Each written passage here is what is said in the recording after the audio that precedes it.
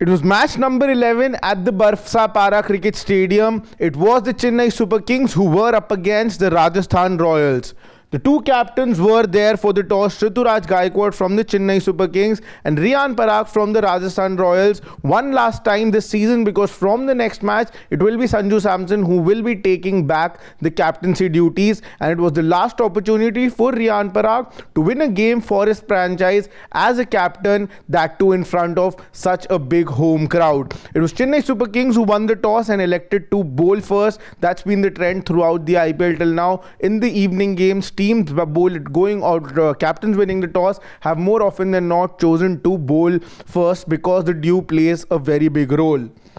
The two Rajasthan openers came out and Yashasvi Jaiswal's string of low scores continued. Third low score in this IPL on the trot, and now the Yashasvi Jaiswal will definitely be a little concerned and will be hoping to score big runs in the coming games. But Yashasvi Jaiswal had to return back to the hut after scoring one boundary, and in the meantime the other batters in the form of Sanju Samson was there, standing tall after a good first game. He was definitely looking to have a great start.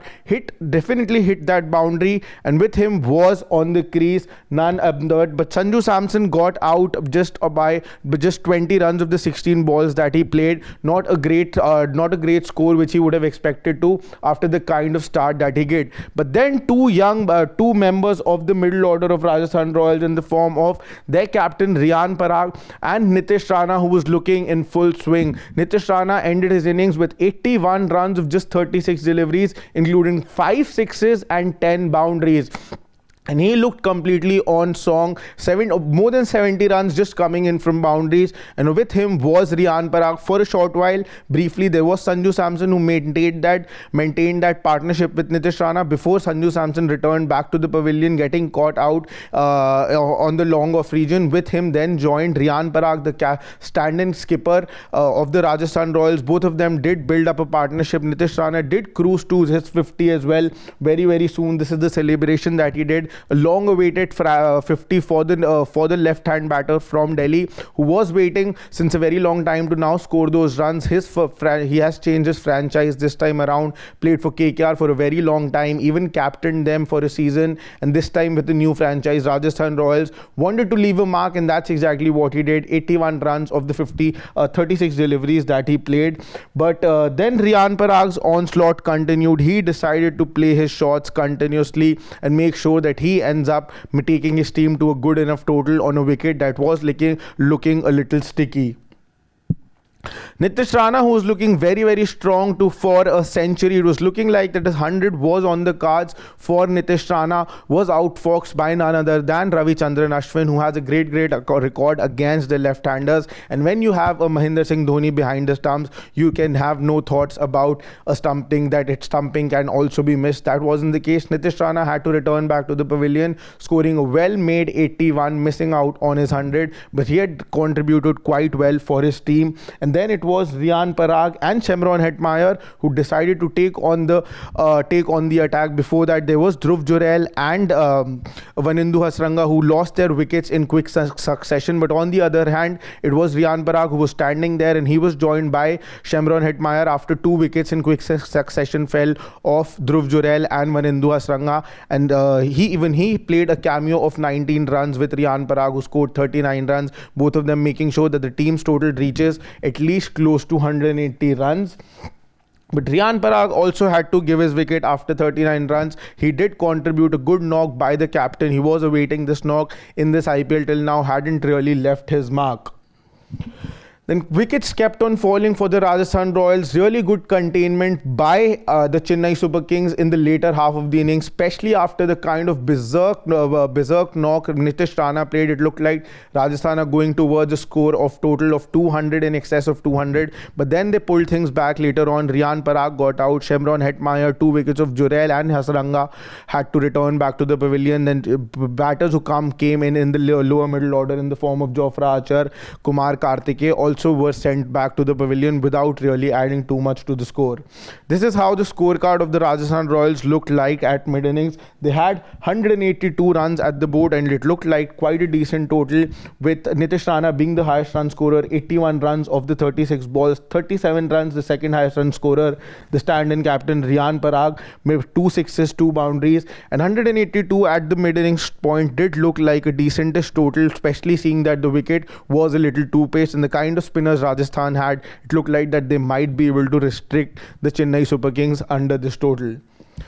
Chennai Super Kings, their man in form, Rachin Ravindra, had to return back to the pavilion in the first over itself, and it looked like that the chase might get very difficult from here because the batting order of Chennai Super Kings hasn't been in great form. But that wasn't the case because Ruturaj Gaikwad with Rahul Tripathi, who hadn't been firing till now, both of them did build a partnership, but then Rahul Tripathi had to go back to the pavilion after scoring well 25 runs. He would have wanted to contribute more because at the end of the game, the margin between the two teams was very, very less. So a little more contribution by any batter could have really made the difference, but that wasn't the case. After Rahul Tripathi departed, it was Shivam Dube, the impact sub, who did try to leave an impact. And oh boy, tremendous hitting by Shivam Dube. He is known to murder spinners, and that's exactly what he did. And he had his captain with him to back him up. But before Shivam Dube could take the team over the line, a tremendous catch by the captain in the form of Riyan Parag. A catch that could definitely be one of the best catches by the time this tournament ends. This was needed to send back a Shivam Dube and make sure that Rajasthan Royals are way ahead in this game.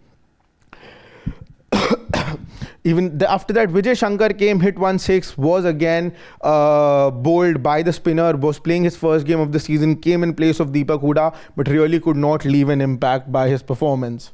Ruturaj Gaikwad was standing strong on the other end, reached to his 50 in no time. It was looking like if he's there till the end, he might be able to take the team over the line, but there were still lots of questions on MS Dhoni, that when MS Dhoni will really come out to the center.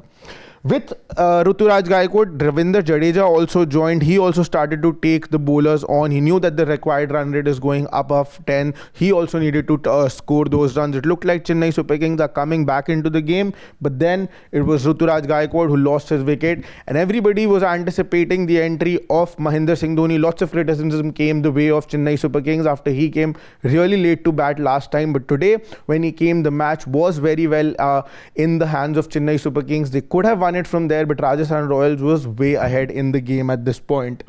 Mahendra Singh Dhoni, Ravindra Jadeja, the nostalgic CSK middle order duo, continued to play their shots, trying to get closer and closer to the match, like we have seen both of them in the past years as well. They try to take the game as deep as possible, and that's exactly what they did today as well.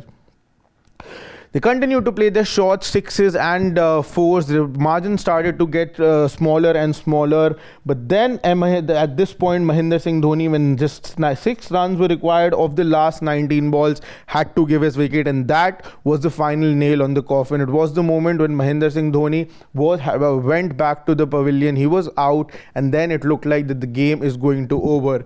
But if fans thought that the game is over, that wasn't the case, because Jamie Overton came and smashed 1-6 straight down the throat of the bowler. It looked like that maybe Chennai are back in the game, but like I told you, once Mahendra Singh Dhoni had returned back to the pavilion, it was very, very difficult for them to win the game, and that's exactly what was the case. The last 6 from Jamie Overton did definitely reduce the margin, but the Chennai Super Kings lost the game by 6 runs, and those 6 runs might just hurt a lot to the Chennai Super Kings, because this is now their second defeat in the row, and they will really want to bounce back when they face the Delhi Capitals in their next game.